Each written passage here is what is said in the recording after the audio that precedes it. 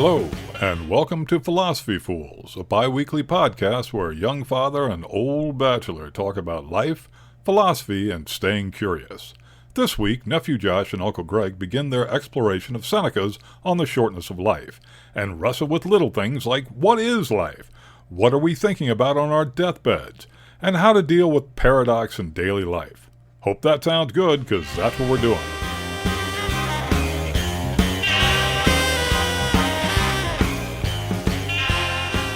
Hi, I'm Josh. Hi, I'm Uncle Greg, and we are Philosophy Fools. So, guys, just a quick reminder on why we are doing this podcast. We are here to explore philosophy as just regular guys and not scholars. We are going to try and relate our findings and thoughts to our lives and see if we can get any real world use out of it. You know, the philosophers of old and new have a lot to teach us, and we hope our conversations here may give you some insight into your own lives. All right, Uncle Greg, as we talked about last time, we are starting with Seneca's On the Shortness of Life. So, what do you think makes that a good place for us to start our philosophy journey? Well, Josh, I think that the reason this popped up, and this popped up later in my life as being what I thought to be a good entry point for philosophy, because it's very simple. It addresses a really, really core issue about why would you need philosophy at all in your life anyway? And that the reason that Seneca's On the Shortness of Life is so helpful is that it begins a discussion inside yourself about what is life? What do I like when I think about my life? How do I perceive the passage of time? How do I perceive how I use my life? And so it's a sort of a practical guide to how to think about living life very well. And you and I are using slightly different text, but I recommend both. The audio version is titled Seneca on the Shortness of Life by Vox Stoica, and I also suggest that On the Shortness of Life, Life is Long if you know how to use it, which is part of the Penguin Great Ideas series, and that's available on Amazon as well. But so we both had a chance to catch up on the text in our own way, and I think that the place that I think that I'd like us to start is just by asking you the question of like what, after reading it, what ideas kind of jumped out at you as being meaningful. Sure. Man, so many ideas in this text. I mean, like you said, it really starts thinking about the big question, like what is life? And that's always really confusing. I mean, when I've always thought about that, there really is no answer to that. And Seneca, I thought, does a good job of just, asking the right questions to start thinking about that. Mm-hmm. So really a couple things that jumped out for me.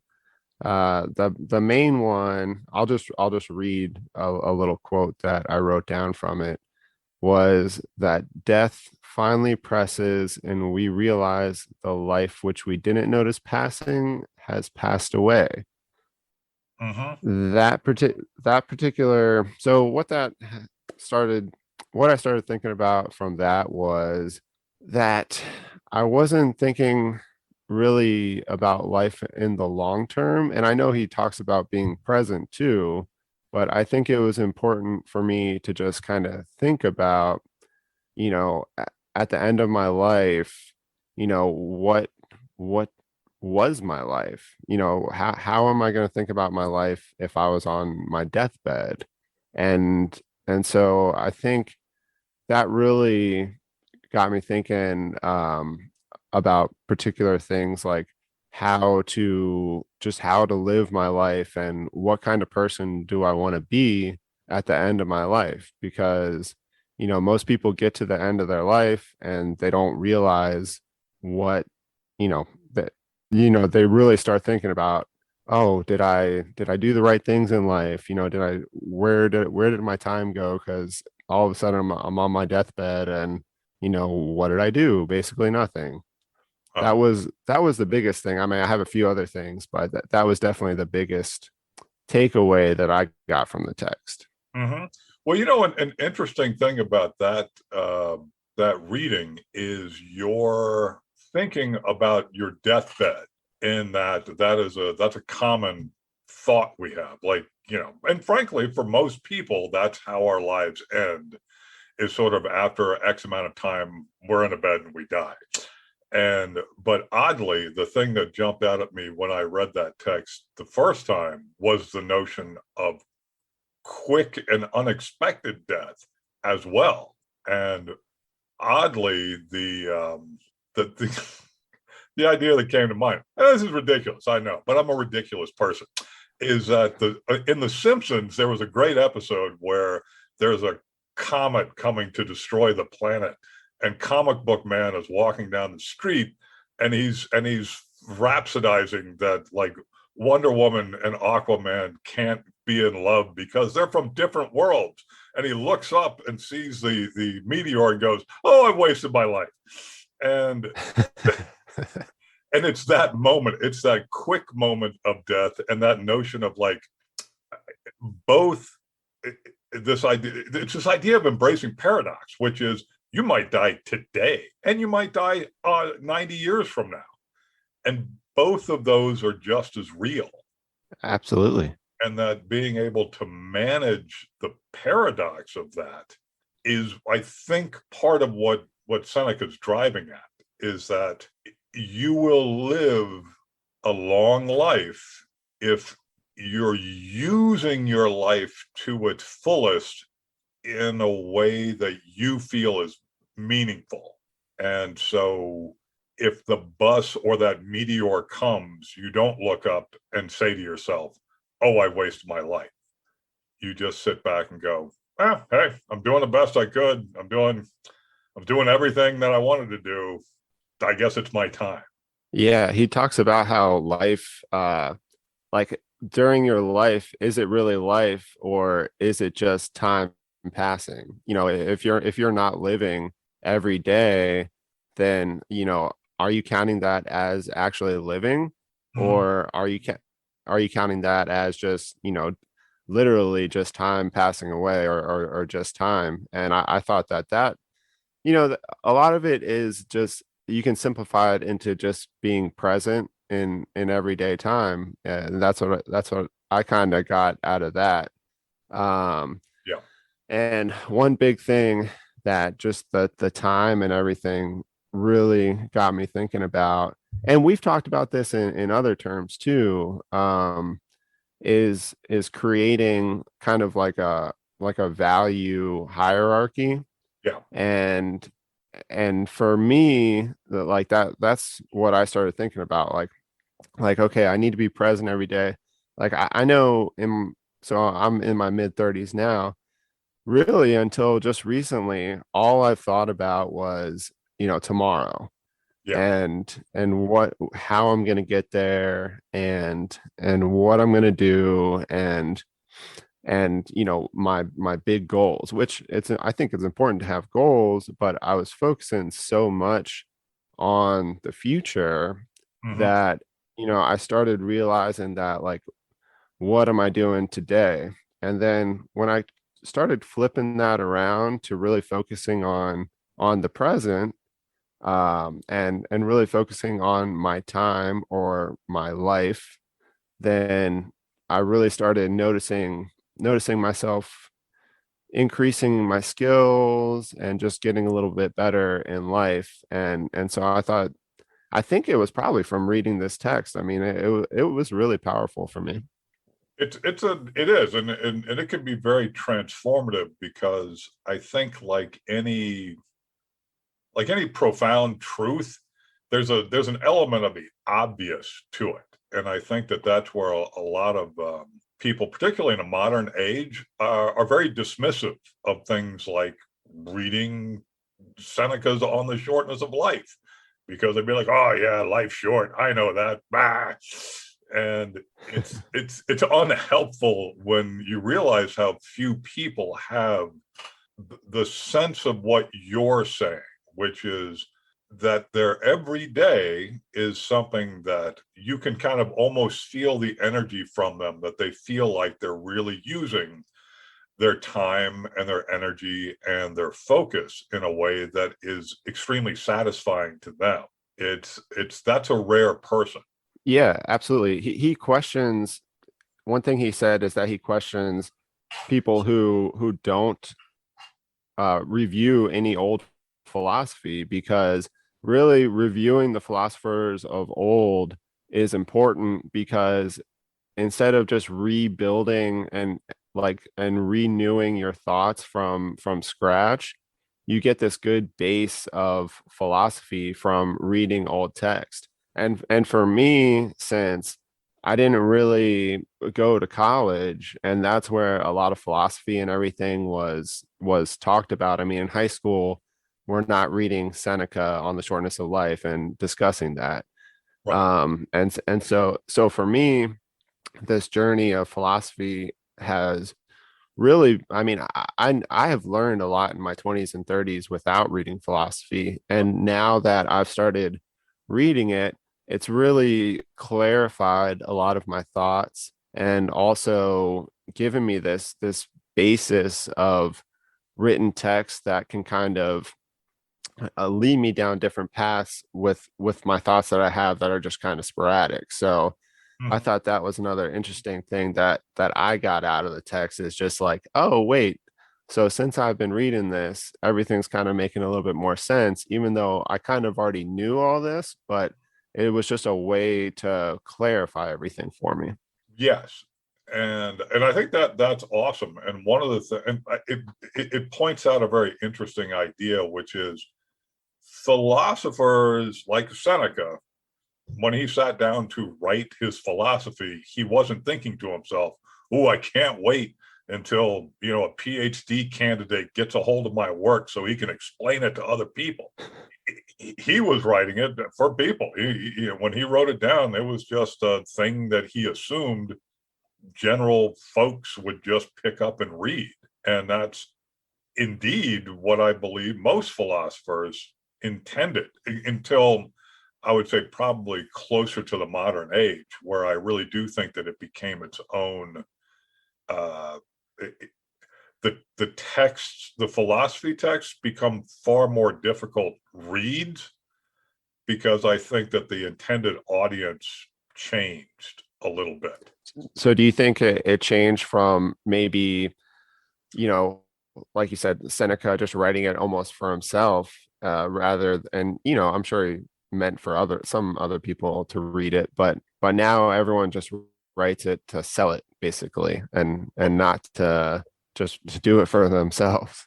Or kind of to speak to other philosophers, or like there's a real academic language that gets sort of baked into. I don't know. I don't know how to put it. I think it's the reason that I tend to be drawn to the Stoic philosophers, is that they're unbelievably practical, and that there's almost nothing in them that is that even if they touch upon metaphysical concepts, they don't dwell on them. They aren't talking about man's relationship to God as much as they're talking about man's relationship to himself.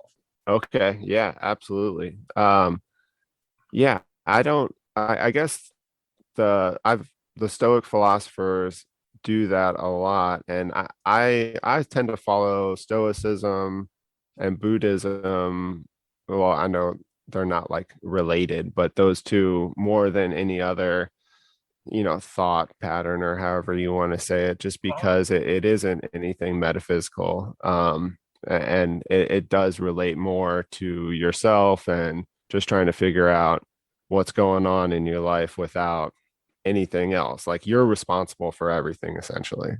Yeah, and I think that there's a question that I heard once years ago, and it was really potent, and it was in the context of sales, and it's a simple question, but it is, would you rather be successful or right? And Hmm.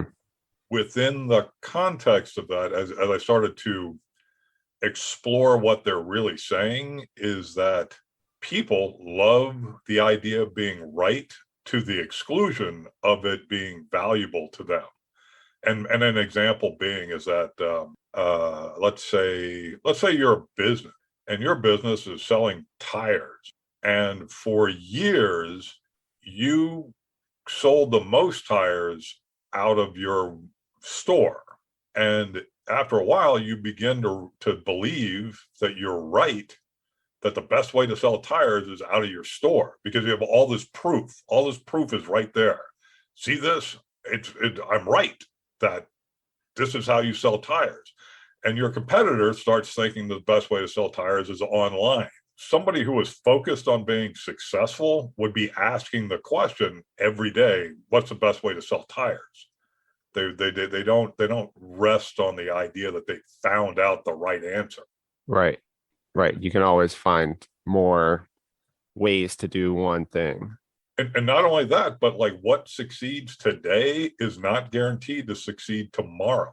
That there isn't, you haven't stumbled upon the right answer. All you've stumbled upon is the right answer for today. And successful businesses know how to continuously change, and unsuccessful businesses tend to go out of business because they're ineffective at changing. And a lot Okay. of that devolves down to that idea of being right, about being very sort of like focused on a premise that I have figured a thing out.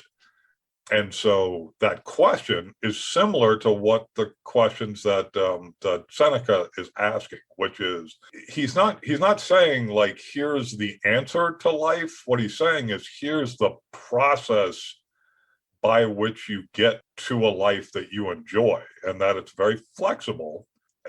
And I'm trying to think of an exact. Essentially, he is getting into this idea of if you have a concept of time that is endless, even if like you might consciously say, oh, I know that my life is finite and that it'll be over at some point, but that you behave in a way that would indicate that life is infinite and that you can waste as much time as you possibly want to. Well, I think I'll kind of along those lines, but and also along the lines of work is that one thing he was talking about is that so many people lead this life of like like they think they know what's right, and so the example that he provided was people who become politicians or high up in their fields. They work so hard to get to this point because they've been told that it's something desirable, and so that it's the right way to do it, and they just go and they go and go and they try and get to that point, and generally that doesn't make them happy. And so that I thought that was pretty interesting, that it's just kind of like something that almost like the American dream where you go to school and you get married and you get a good job and you try and work hard in your job and you have kids, and like that's just written in paper because people think that that's the right way to do it. And so a lot of people just shoot for that and don't think about their everyday lives or anything like that. Mm-hmm. And so yeah, so what I thought about that is what is right. And so how that relates to my life, I've just been thinking like, what do I really want?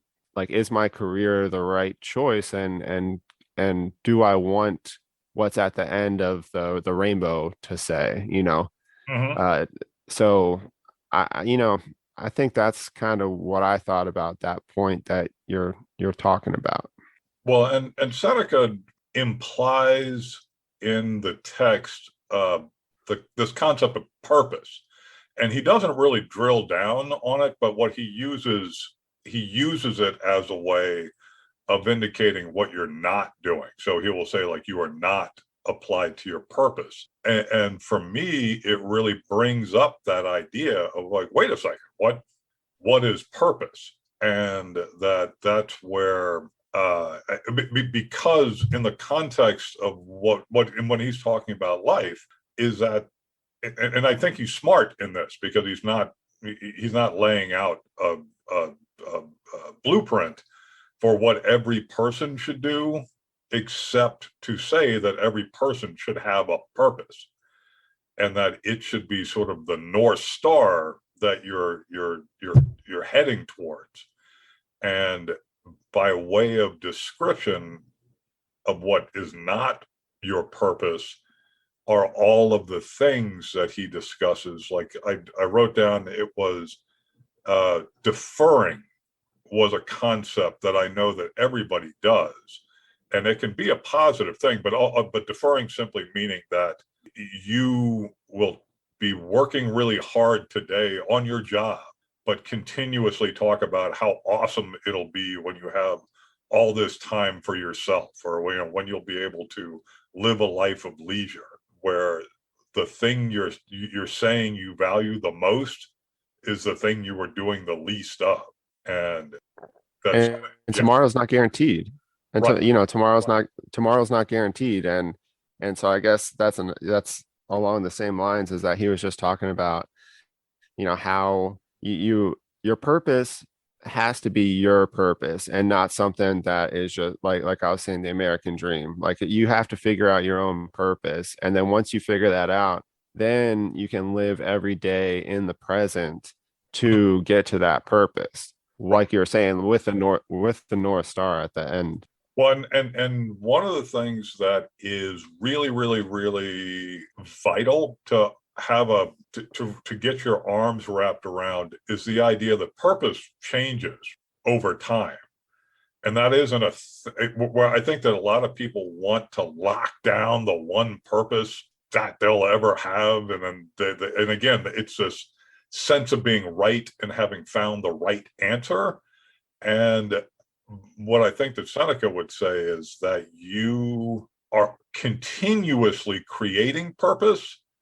And when I think about folks like you and your lovely wife Amber about being parents, is that being a parent contains within it purpose, but it's not everything.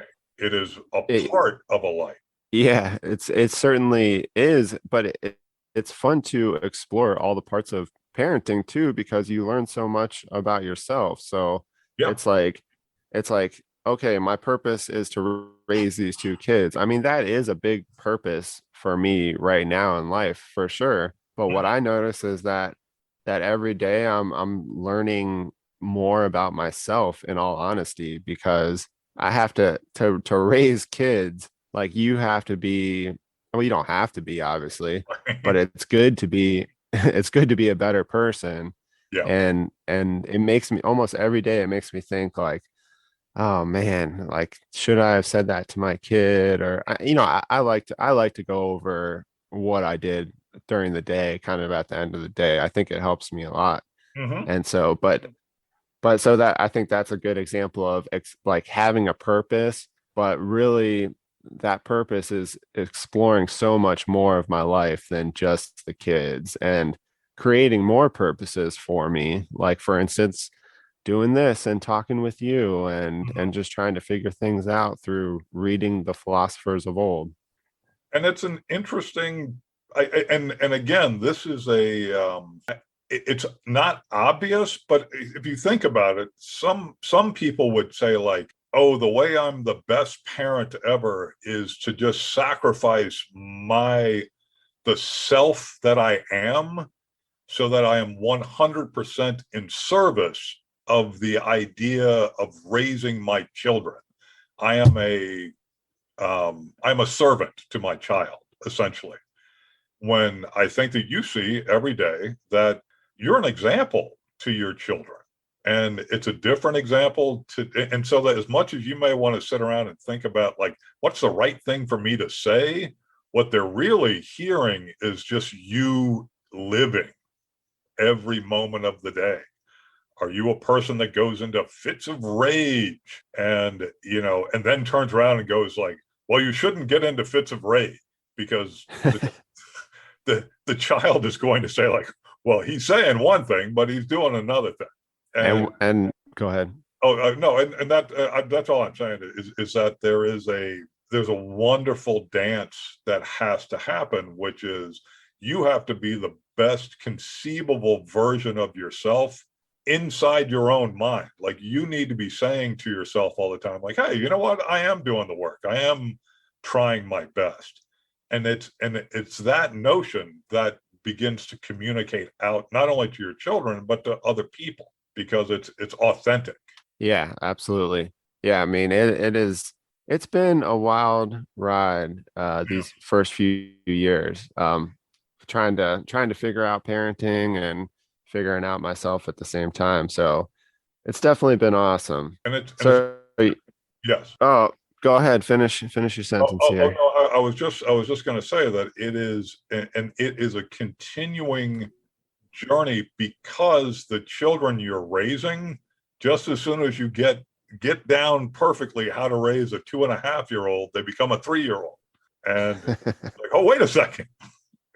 Now, and so it's a great metaphor for what life really is, which is it's managing change. It's not managing, being perfect.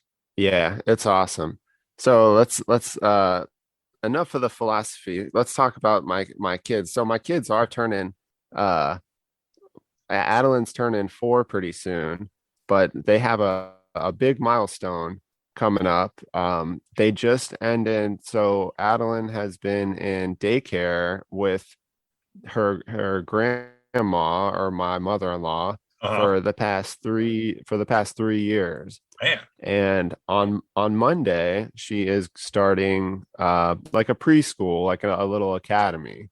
Oh, awesome. So yeah, it is awesome. It's going to be a huge change for her, and I'm really excited because she gets to start learning and figuring all that out. Because as much as it's funny, I really try and focus on teaching her things, Mhm. but man, she just does not listen to me very well. Well, I think the kids are they are a master class in figuring out what your boundaries are because they're constantly trying to figure out how to work dad or how to work mom. And my like your grandparents, my parents had a very and I think a lot of this had to do with the fact that your grandfather was a military man who was very frequently, when the family was very young, he was gone. He would be gone for a year at a time. And Right. so my mother was, in essence, a single mother.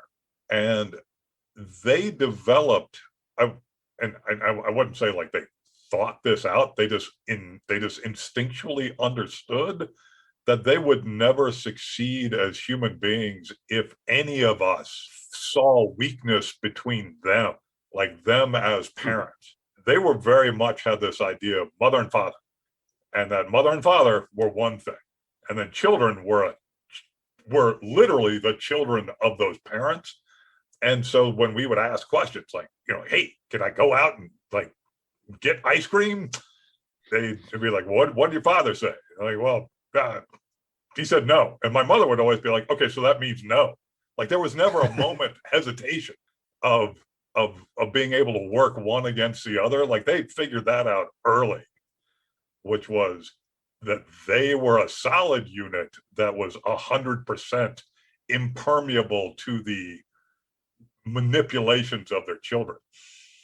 Their relationship as mother and father, well, for you and grandparents for me, what is something that I definitely look up to because that they were I never saw, I don't even think I've ever seen them argue or, and you've obviously seen a lot more of them than me, Uh-huh. but I don't think I ever saw them argue or more than maybe just one sentence. And then they kind of like look at each other and then they never say anything after that, or maybe they turn it into a joke or something like that.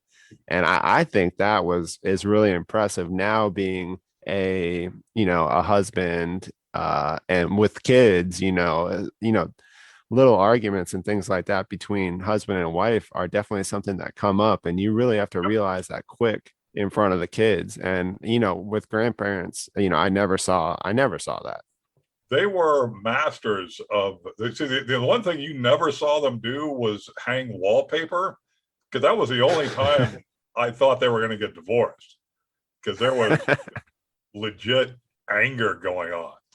And there was one other thing, which is your grandfather loved to have 2 checks in his wallet at all times, and he would never write down what he wrote those checks for, until it would drive my mother insane, because she was keeping books. He'd be like, I don't know Yeah. what it was. I bought a tractor, a lawnmower. And she's like, we don't have enough money for it. It was hilarious because of just what you said, is that otherwise, and I've often wondered how much did they make a deal for that, like if their disagreements was for them, and so that they took them offline behind closed doors or whatever, because it wasn't a public thing. It was between them. Right.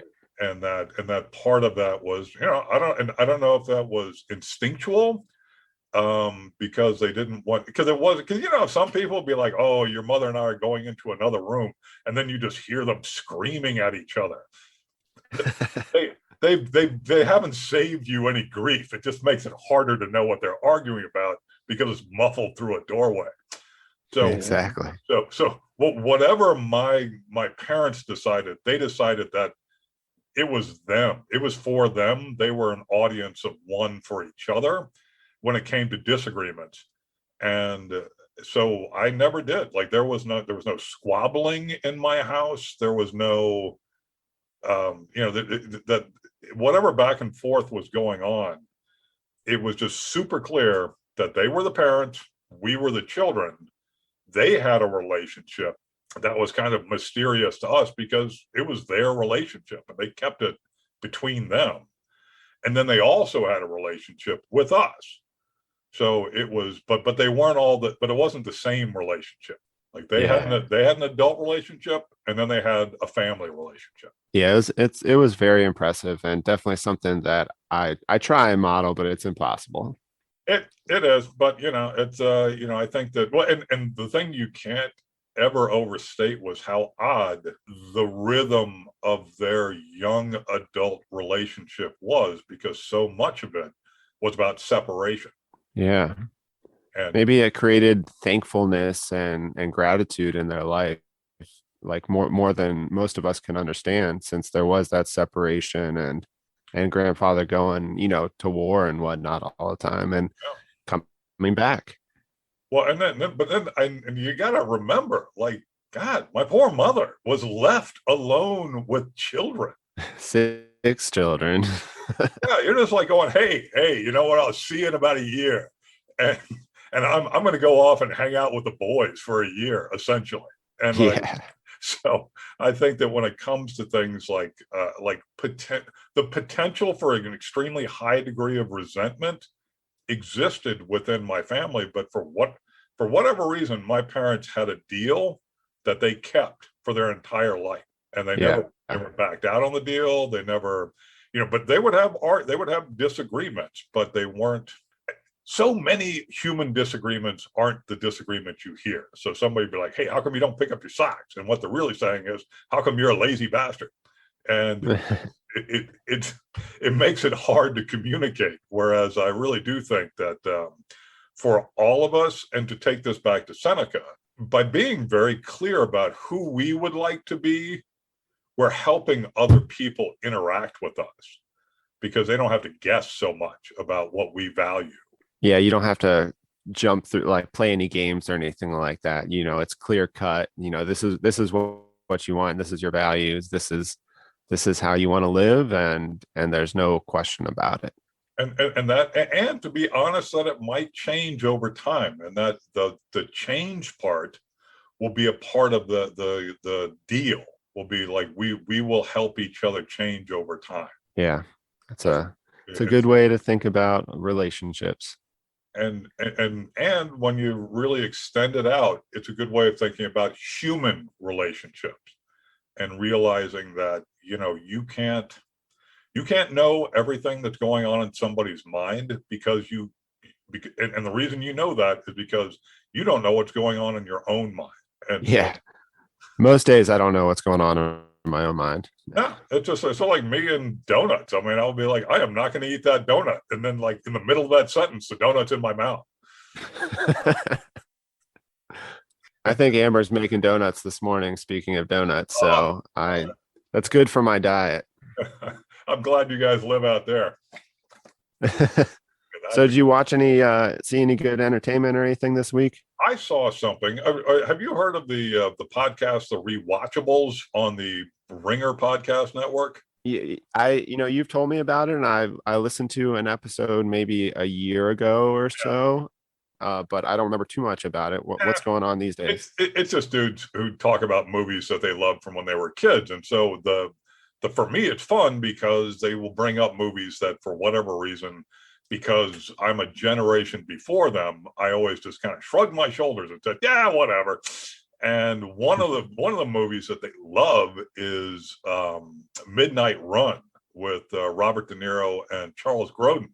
And they love it so much that, and in my mind, I've always thought of it as just kind of like, this is not that good a movie. But I'd never seen it. So I watched it last night, and it's a good movie. And I've never even heard of it. it's pretty simple. It's just Robert De Niro plays a bail bondsman who needs to bring back Charles Grodin, who is an accountant for mobsters who has stolen all their money and given it away to charity. And hijinks ensue. And so it's a cross-country trip where they're being pursued by the FBI, by other bounty hunters, by the actual crooks themselves, and by the local law enforcement. So it's a fun buddy movie. Awesome. That sounds good. And I love Robert De Niro, so Good stuff. And it's prime De Niro. So it's on HBO Max if that's something that you want to see. But how about yourself? So I am still so last night I set up a movie theater in my backyard, That is sweet. which I sent you the picture of this morning. Mm-hmm. So it was most excellent. I set up my kid loves Disney movies, obviously. So we watched Raya and the Last Dragon, and we've seen it before, but setting it up outside under the stars with an air mattress, and we were just hanging out. It was really cool. So although that's not new entertainment for me, but the experience of setting that up was awesome. Well, that's great, and I bet that's going to bring a lot of pleasure for months to come. Yeah, I'm looking forward to maybe rewatching Godzilla versus King Kong on the big screen out back. So that would be cool. Okay, so you did finally catch up with Godzilla versus Kong. I did see it. That's right. We talked about it a couple weeks ago. So I did see it, and I thought it was awesome movie when it comes to action. And it was engaging. Like I really liked watching it, and I thought King Kong was a great character. Like you could really for a goofy action movie, like he was an awesome character to kind of just kind of fall in love with and watch. So I thought it was a really cool movie. Oh, that's great. And before we leave, have you ever seen the original King Kong? I don't think so. No. But when was that made? In like the 60s or 70s, or when was that made? I think it was 1934. I'm not positive. Oh, no, I definitely have not seen that. It's bananas because everything that you are saying about like falling, like having a real relationship to Kong, they're able to do. And I'd be very curious, like what you would experience with that, because it is amazingly old, and the Kong that they use to do it was a stop motion model, where that's how they created King Kong, and it's so fake that it almost becomes more real. Oh, very cool. Maybe I'll have to check that out. Because there's a real interesting thing that happens with Kong's fur because they're stop motion means you're moving the model all the time to sort of create the illusion of movement, that because they were touching the model, the fur would move every time that they touched the model, but it gives a very natural looking movement to the fur. It's crazy. Very cool. Yeah, that sounds good. Is it black and white? It is very black and white, and that is on and that is on HBO Max as well. So I'm not trying to sell HBO Max, but they've got a really good sort of collection of films, and it's super short too. It's not very long. I think it's like 70 minutes, maybe something like that. Cool. Sounds good. Awesome. Okay. Well, so what? Well, let's wrap this thing up. Yeah, that's I mean, do you I'm looking at our anything notes, else? and I think that we've got we've covered what we said we were going to cover, so we can wrap up for this week, and we will be coming back in 2 weeks and continue our discussion about On the Shortness of Life by Seneca. Sounds good. I love this book, and I enjoy our conversations, and have a good one. We'll talk to you soon. Sounds great. Take care, pal, and we will talk to you in 2 weeks.